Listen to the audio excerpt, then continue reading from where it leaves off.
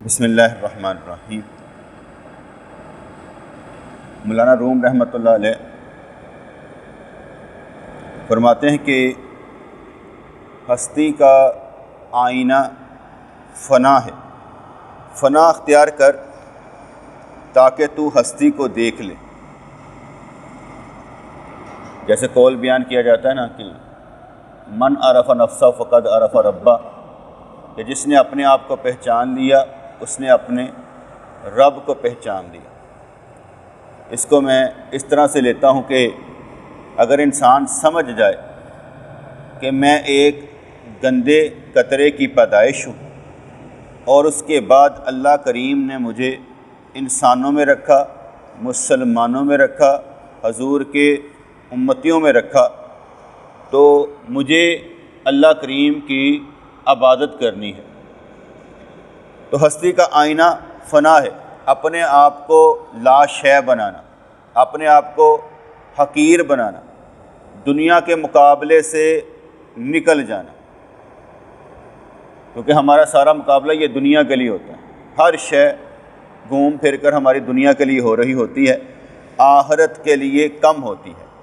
اور آخرت کے لیے ہونے کے لیے لازمی ہے کہ تیرے اندر قرآن اور احادیث کا علم ہو۔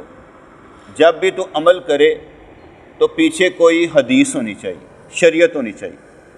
اسے کیا کہتے ہیں، زبان میں کہ ہیلا تو ہوگا نا۔ فرض کرو میں کوئی چیز اپنی اولاد کے لیے لیتا بھی ہوں نا، تو پیچھے ایک مقصد ہوتا ہے کہ حضور نے ارشاد فرمایا کہ اپنے بچوں کے لیے کچھ چھوڑ کر جاؤ، یعنی مرنے سے پہلے اپنی اولادوں کے لیے کچھ چھوڑ کر جاؤ۔ ایسا نہ ہو کہ وہ بلکتے ہی رہیں، مفہوم بیان کر رہا ہوں، ایسا نہ ہو کہ وہ بلکتے رہیں، کہ اپنی اولاد کے لیے کچھ چھوڑ کر جاؤ۔ تو یہ ایک مفہوم ہوتا ہے حدیث پاک کا کہ حضور کا یہ ارشاد گرامی کہ اپنی اولادوں کے لیے کچھ چھوڑ کر جاؤ۔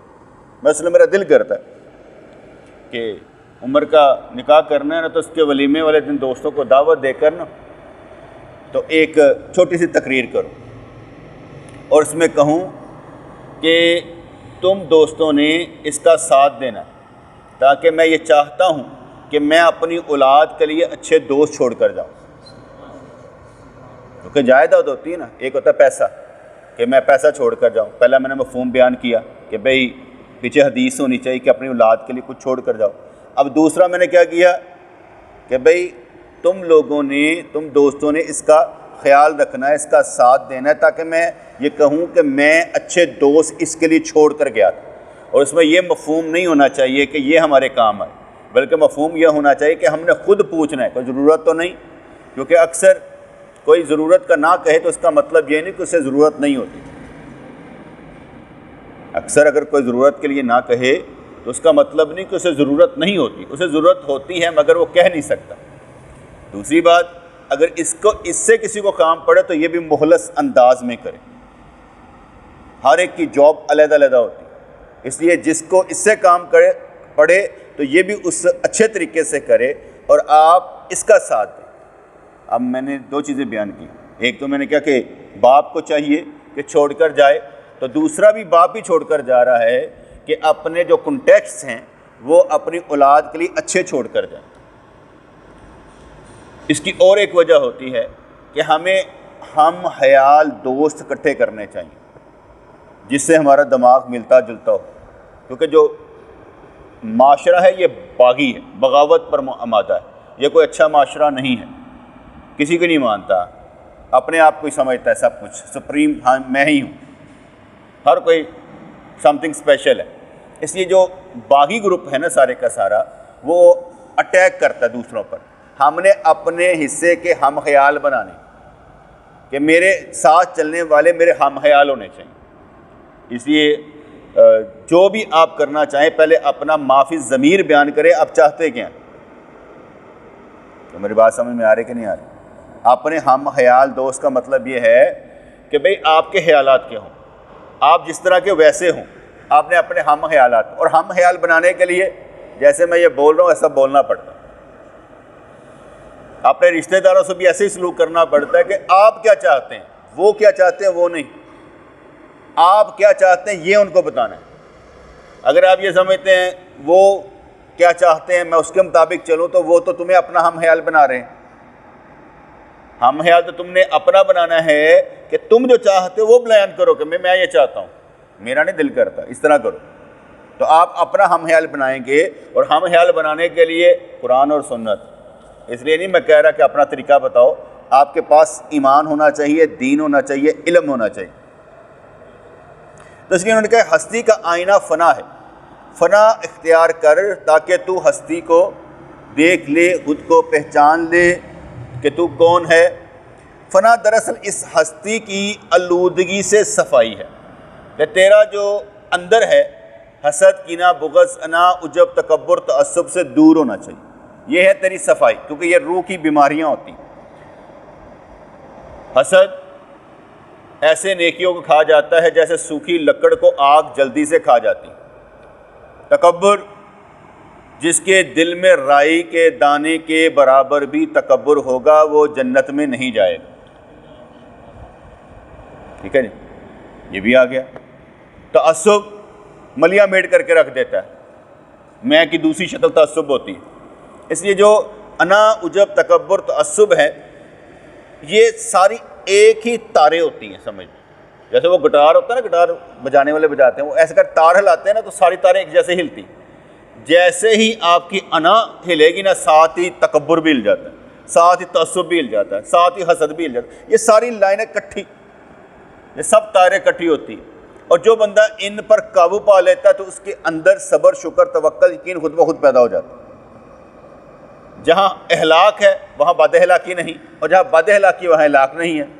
اس لیے جہاں پر انا ہے وہاں پر شکر صبر نہیں ہے، توکل نہیں ہے، وہاں میں ہے، وہاں مار داڑ ہے۔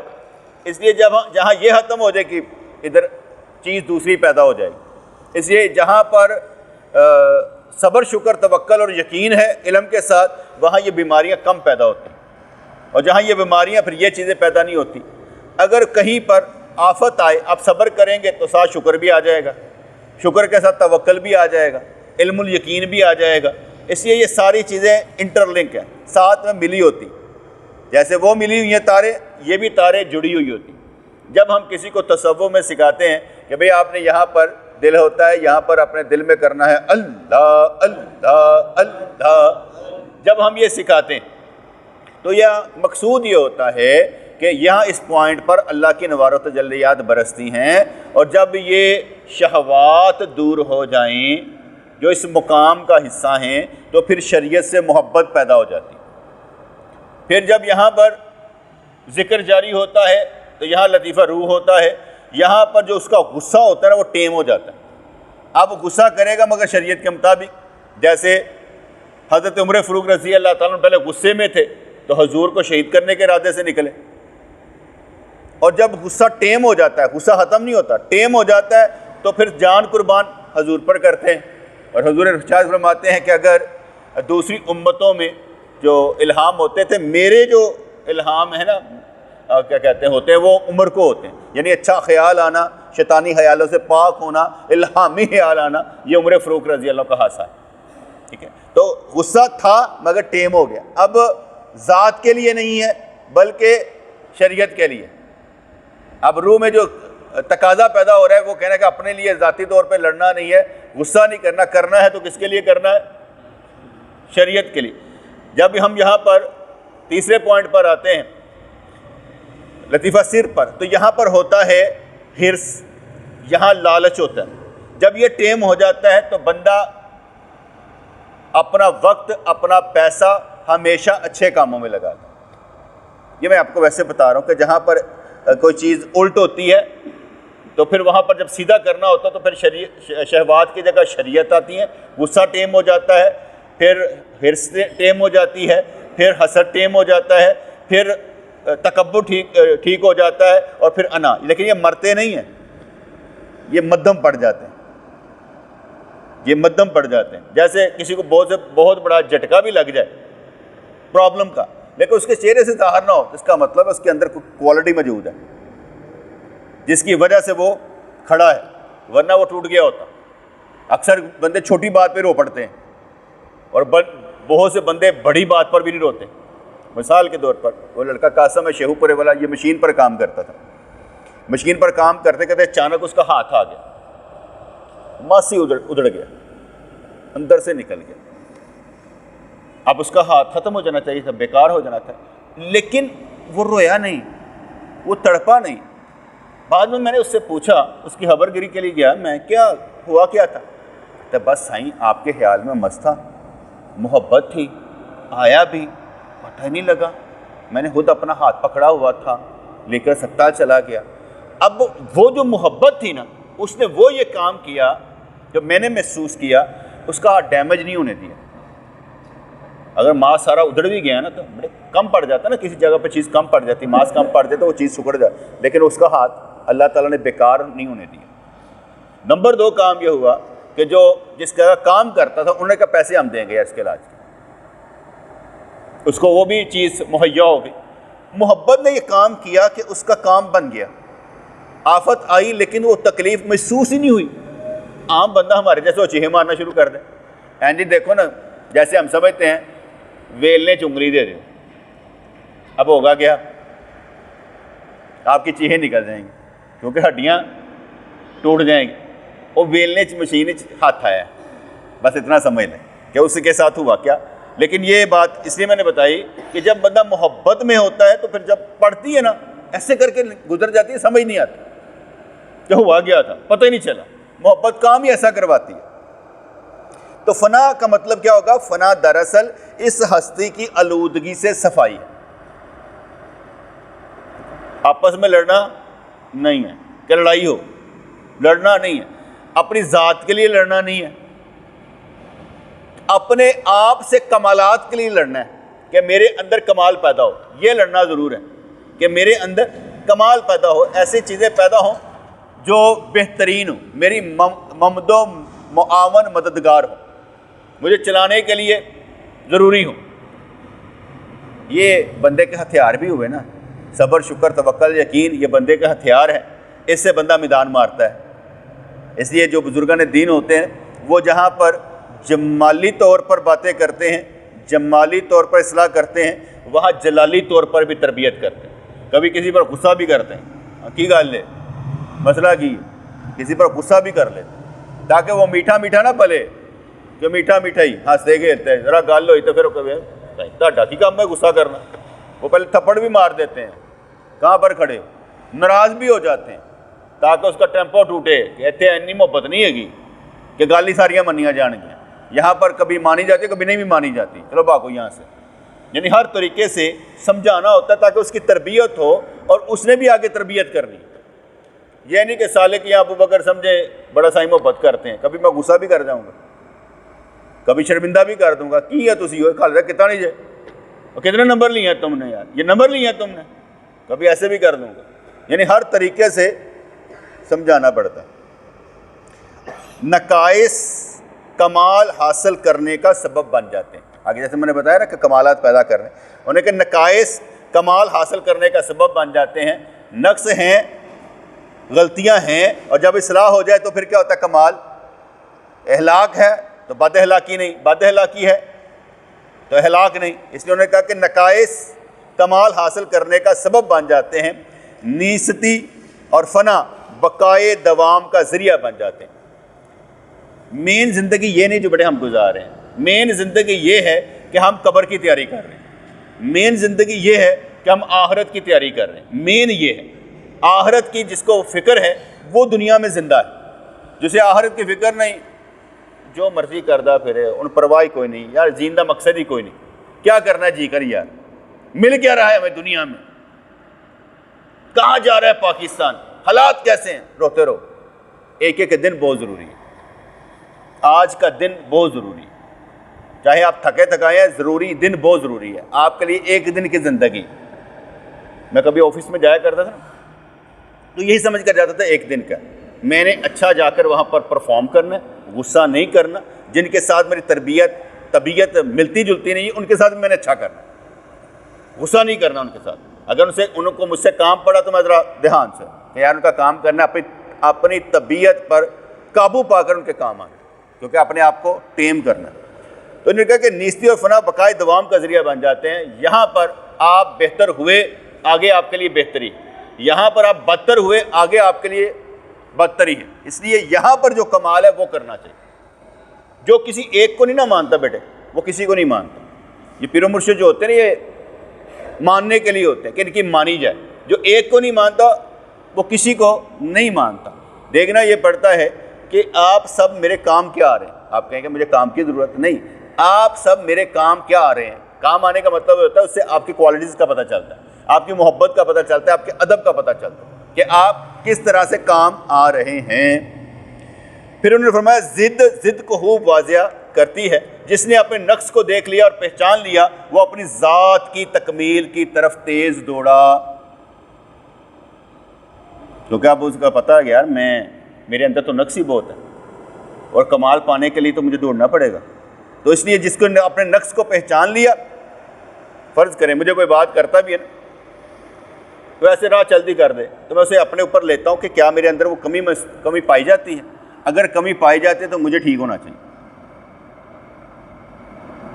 فرض کریں ہمارے گھر میں نے کہا کہ یار مشین جو ہے نا، واشنگ مشین ادھر لگا دیں اور واش بیسن ادھر لگا دیں. کسی نے پسند نہیں کیا سوائے میرے. میں نے کہا یہاں پر لگا دیں. سب گھر والوں نے اعتراض کیا. میں کہا یہ میری غلطی، آپ اٹھا کر ادھر لگا دیں. میں عرفان بھائی کو کہا عرفان بھائی یہ ادھر لگا دیں. میں اپنی غلطی مان لیتا ہوں. میں نے اکیلے نے بات کی نا، اکیلے کی ہٹ درمی تھی تو ٹھیک ہے. ان کو ادھر آسانی ہے تو میں ادھر آسانی پیدا کر دیتا ہوں، کیونکہ کام کہنے کے ان کے میرے نہیں ہیں. جس بندے نے کام کرنا ہے اس کو جس قدر آسانی جہاں پر اس کو مہیا کرنی چاہیے، کیونکہ گھر میں بھی آپ نے آسانی پیدا کرنی ہے. فرض کریں میں کام کر رہا ہوں، تھکاوٹ ہے، مجھے ایک کپ چائے کا چاہیے اور وہ ایک کپ چائے مجھے چاہیے، یہ میری ضرورت ہے. وہ ان کو پروڈیوس کرنا پڑے، ان کے لیے جو آسانی ہوگی مجھے پروڈیوس کرنی پڑے گی. جتنی سہولت دی جائے گی اتنا کام اچھا ہوگا، اور اگر سہولت نہ دی جائے تو کام بھی نہیں لیا جا سکتا. اللہ کریم اللہ کے ولیوں کو بھی سہولت دیتا ہے، ان سے کام لینے کے لیے ان کو سہولت دیتا ہے تاکہ وہ کام ٹھیک طور پر اچھے طریقے سے آسان طریقے سے کر سکیں. اس لیے میں کہا کرتا ہوں آپ سارے میرے لیے سہولت ہی تو ہیں، آپ سارے میرے لیے سہولت ہی ہیں، اور یہ سہولت مجھے اللہ نے پرووائڈ کی ہوئی. جس نے اپنے نقص کو دیکھ لیا اور پہچان لیا، اپنی ذات کی تکمیل کی طرف تیز دوڑا. جو اپنے کمال کا گمان رکھتا ہے ذوالجلال کی طرف پرواز نہیں کر سکتا.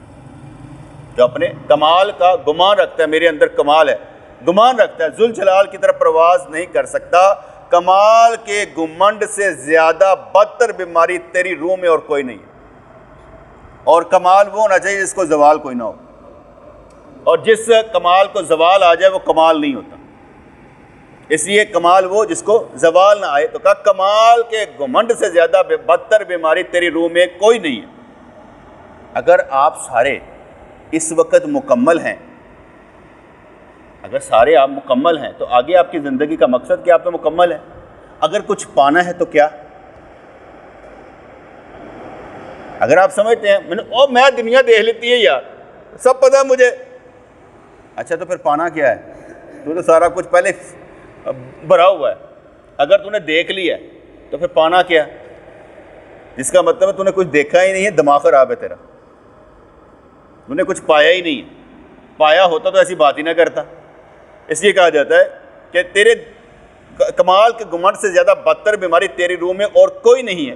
تیرے دل اور آنکھوں سے بہت خون بہے تاکہ تکبر تجھ سے نکلے. خوب رویا کر، ابھی تک تو تکبر میں مارا ہوا ہے، اور میں تو کچھ نہیں کیتا، سارا کچھ نہیں کیتا. یہ سب ایسی نشانی ہے کہ اپنی نہیں مننی، دوسرے سے پات نہیں پڑ کے. یہ بیماریاں وہ بیماریاں ہیں جو انسان کو جہنم کی طرف لے کر جاتی ہیں، اور انسان خود کو پاک صاف سمجھ رہا ہوتا ہے اور دوسروں کو گندا سمجھ رہا ہوتا ہے.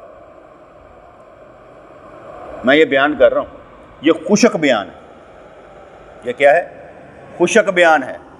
اور خشک بیان نہ بھیجے وردہ نہیں، دماغ میں داخل نہیں ہوتا، اتنی جلدی اصلاح نہیں ہوتی. اب میں نے جتنا بیان کیا ہے آپ کے اندر کوئی تبدیلی آئی تو کیا آئی؟ ابھی تو میں نے صرف الفاظ دیے، تبدیلی نہیں آئی. تبدیلی تب آئے گی جب تھپڑ پڑے گا، اور تبدیلی تب آئے گی جب اللہ کی طرف سے اوپر سے پڑے گی اور آپ کے پتہ لگے کہ امتحان میں کامیاب ہیں کہ نہیں ہیں. باتیں سننے سے کچھ نہیں ہوگا. جب تک آپ پر آفت نہ آئے، مصیبت نہ آئے، آپ کے کمال کا پتہ نہیں لگ سکتا. اس لیے کمال کے پتہ لگنے کے لیے پریشانی آنا ضروری ہے. اگر پریشانی نہیں آئے گی تو آپ کو کیسے پتہ لگے گا آپ کس مقام پر. کہتے کہ شیطان کی بیماری میں بہتر ہوں، انا خیر منہ ہی تھی. وہ کہتے تھے میں آدم علیہ السلام سے زیادہ بہتر ہوں. یہ مرض ہر مخلوق کے نفس میں موجود ہے، کوئی اس سے باہر نہیں. اگر میں آپ سے کہوں یار میں یہ روزانہ درس دیتا ہوں، آپ سارے سنتے ہیں، کسی دن آپ بھی آ کر یہ اس طرح درس دیں، جس طرح میں درس دے رہا ہوں اس طرح آپ بھی ایک دن درس دیں نا، اس طرح کتاب پڑھ کے درس دیں، پتہ لگے آپ کے اندر کمال کیا ہے. آپ نے سننے کا ٹھیکہ لے رکھا ہے کہ کچھ کرنا بھی ہے. بولیں گے تو پتہ چلے گا نا کہ آپ میں غلطی کہاں پر ہے. تو یہ نہ ہو کہ تسی بولو تو میں کہاں یار تو بہ جا پا، تیری مہربانی ہے، تو بہ جا، حالے سیکھ تھوڑا جا. کیونکہ جو اچھا لسنر ہوتا ہے وہ اچھا سپیکر ہوتا ہے. جو اچھا لسنر ہے وہ اچھا سپیکر ہے. جو غور سے سنتا ہے وہی بولنا سیکھتا ہے. جیسے سالک نے اس دفعہ پچھلی دفعہ آ کے 2-4 لفظ بولے ہی تھے نا ماہانہ محفل میں، جس کا مطلب کانفیڈنس، کہ 15-20 بندوں کے سامنے بولا تو ہے. اور جہاں 3 بندے ہوں وہاں بولنا اور کمال ہوتا ہے.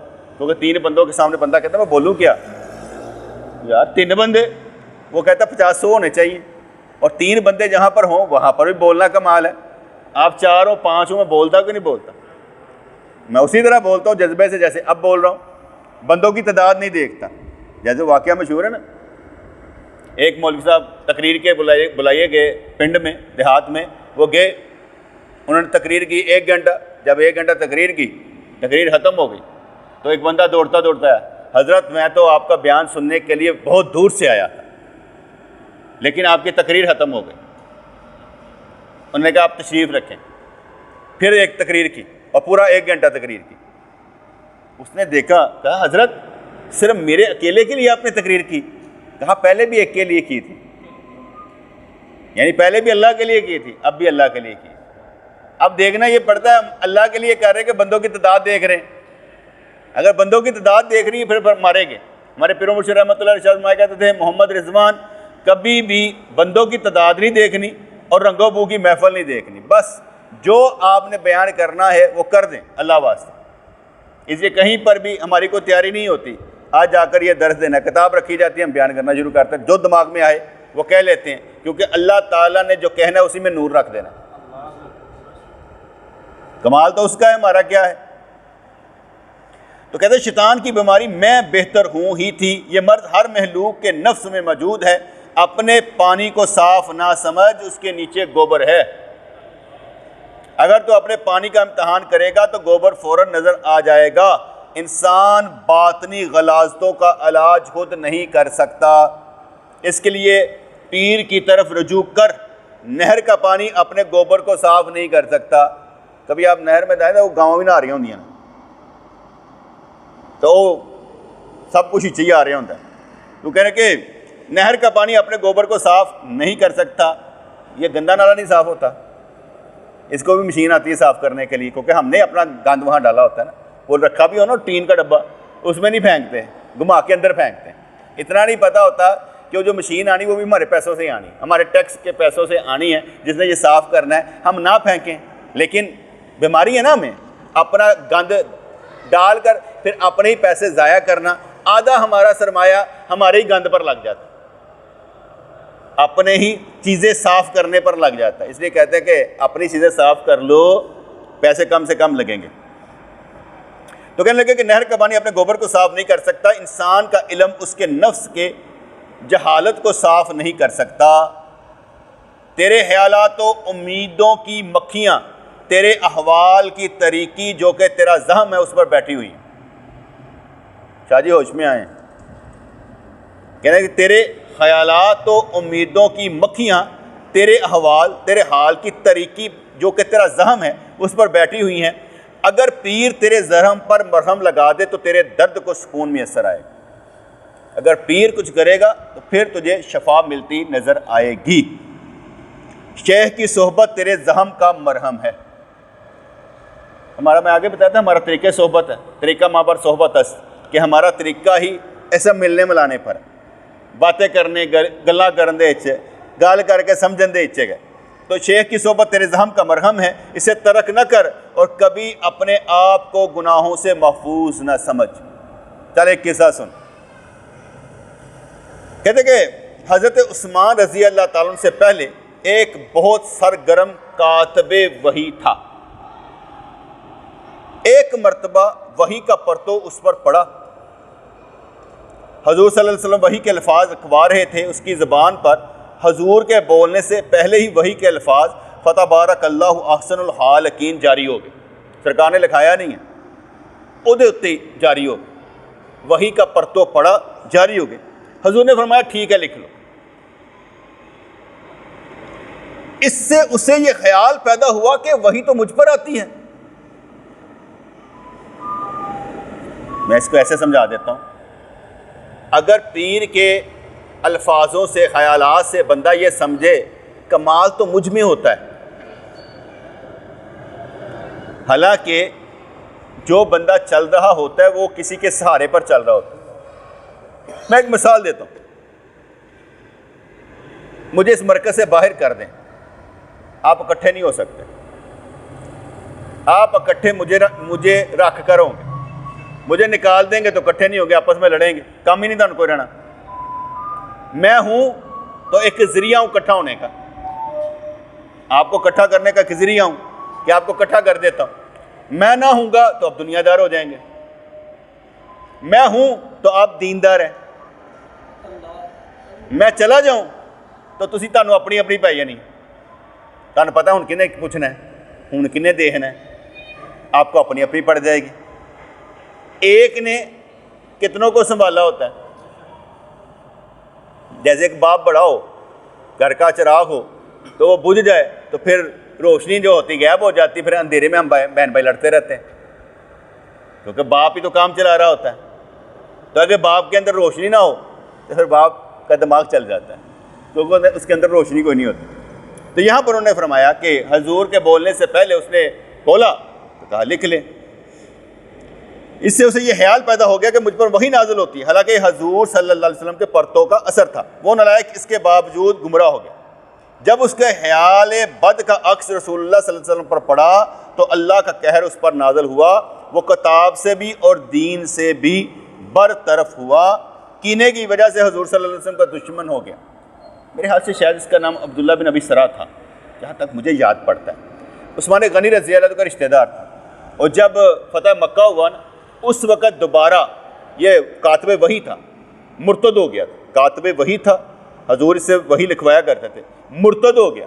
اور جب پھر کیا کہتے ہیں فتح مکہ ہوا تو پھر عثمان غنی رضی اللہ عنہ کا رشتہ دار تھا، تو یہ لے کر آئے سرکار تاری مہربانی ہے معافی دے دے.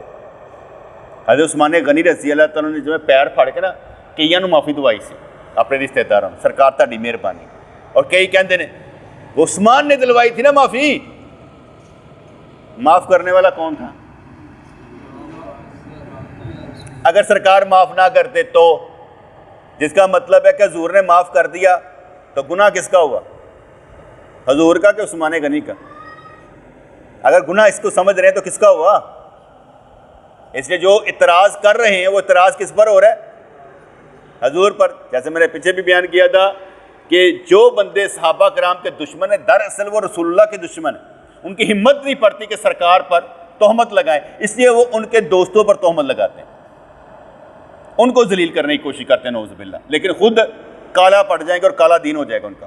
تو یہ اس لیے سنا ہے کہ ایک ایسا کاتب وحی بھی تھا جو مرتد ہوا تھا، جو بعد میں حضرت عثمان غنی رضی اللہ تعالیٰ نے اس کو دوبارہ مسلمان کروایا تھا.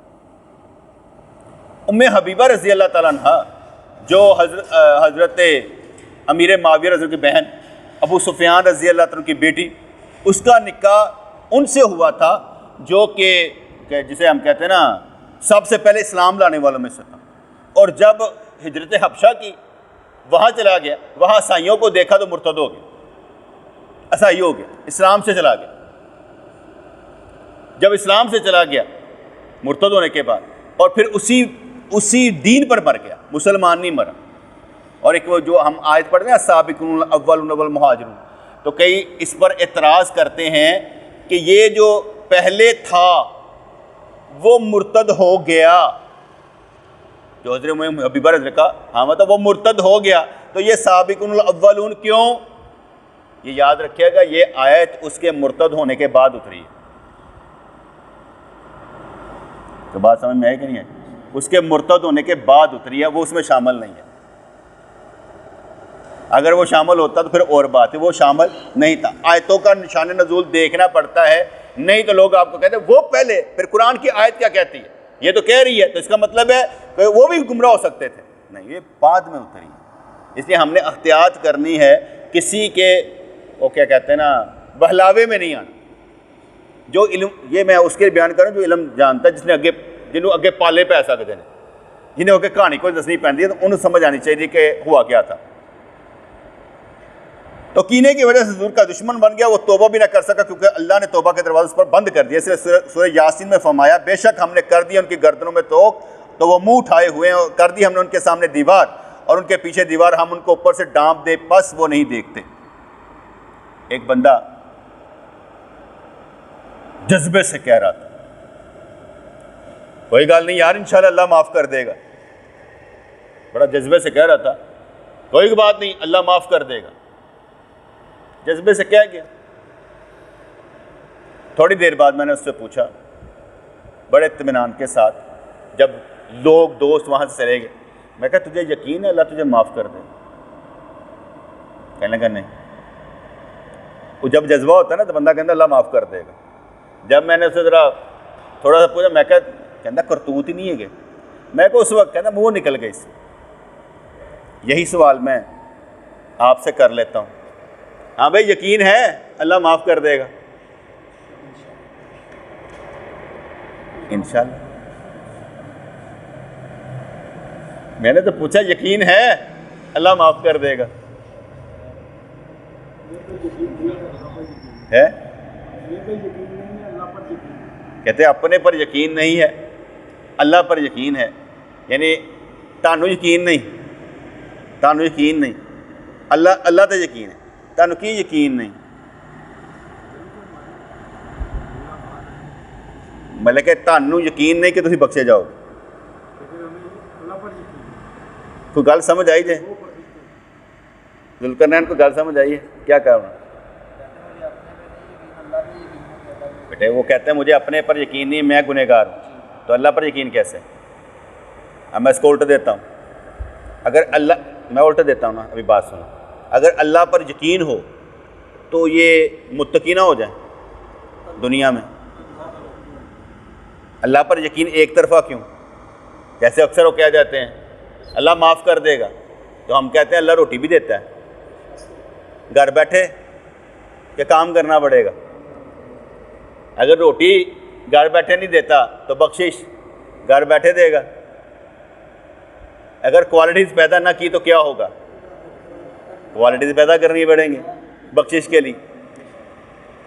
یہ مجرمانہ صفت ہوتی ہے، یہ مجرمانہ صفت ہوتی ہے کہ انسان جو ہوتا ہے عمل نہ کرے اور بخشش مانگے، اور یہ ولیوں کی نشانی ہوتی ہے، یہ ولیوں کی نشانی ہوتی ہے کہ نیک اعمال کر کے کہتے ہیں ہم نے کچھ نہیں کیا۔ اللہ کے ولیوں کی نشانی کیا کہ نیک اعمال کر کے کہتے ہیں میں ککھ نہیں کیتا، اور مجرمانہ غفلت کیا ہوتی ہے؟ کچھ نہ کر کے بخشش مانگنا۔ یہ میں ویسے فرق بتا رہا ہوں، ٹھیک ہے؟ اگر وہ کہا جائے نا تو یہ یاد رکھیے گا، میں اس کی حالت بتا دیتا ہوں کہ ایمان خوف اور امید کے درمیان ہوتا ہے۔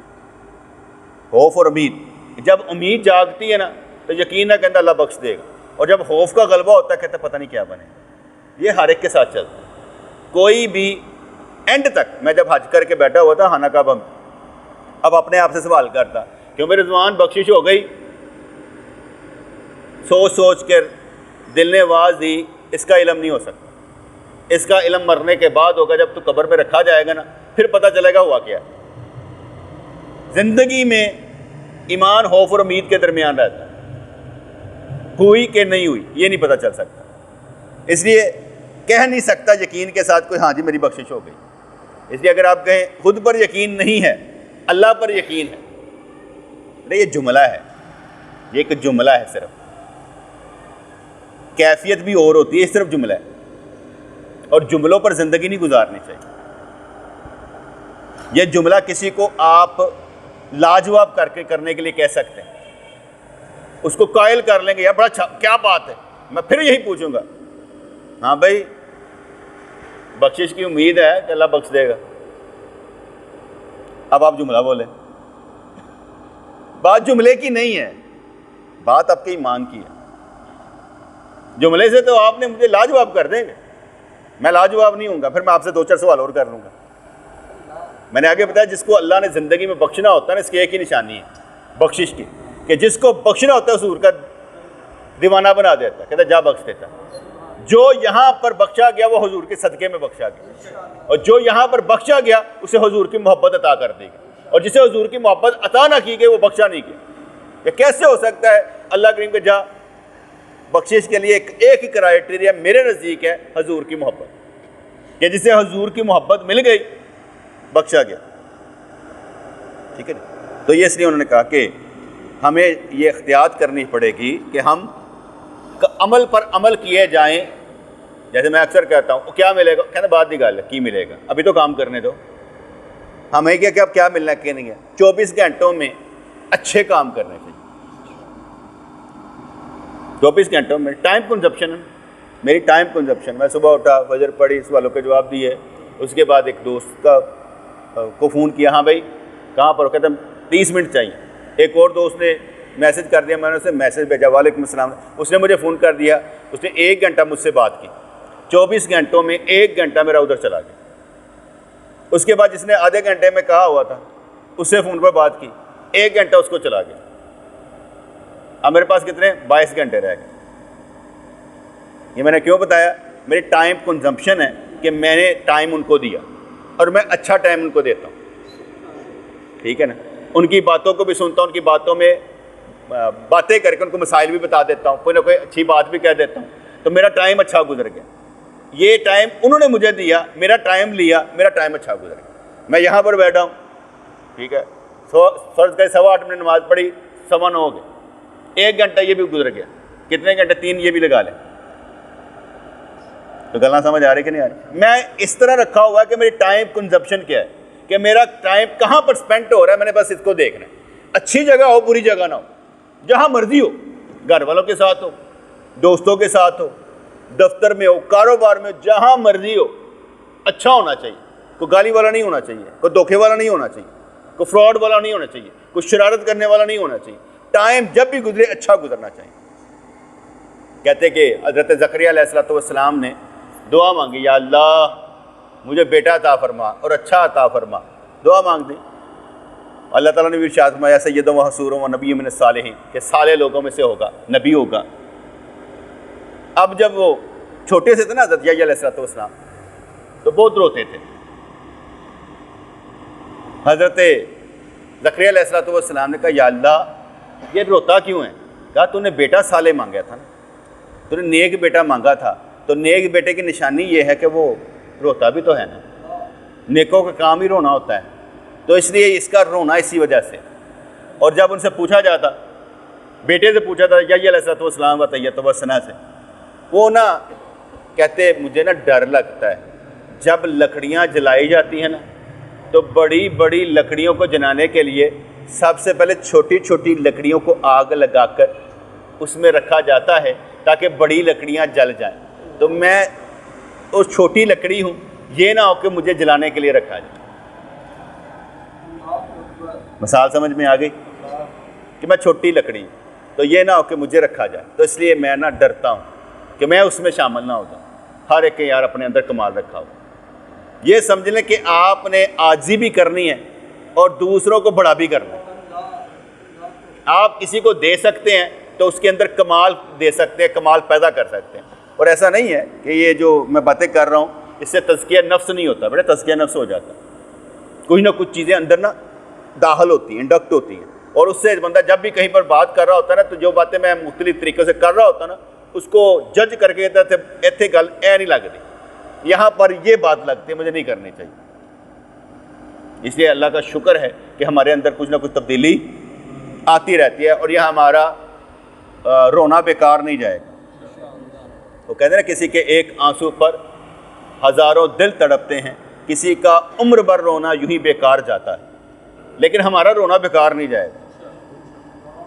ہمارے ورڈ جو ہوتے ہیں نا، الفاظ، وہ ٹریول کرتے ہیں، تو یہ ٹریول کرتے رہتے ہیں، کبھی آپ کے سینوں سے نکل جاتے ہیں، کبھی آپ کی زبانوں سے نکل جاتے ہیں، کہیں کہیں پر نکل رہے ہیں، کہیں کہیں پر۔ اب تو بہت تیز سفر ہو گیا نا، آپ کال بھی کریں، کہیں پہنچا دیں، بات پہنچ جاتی۔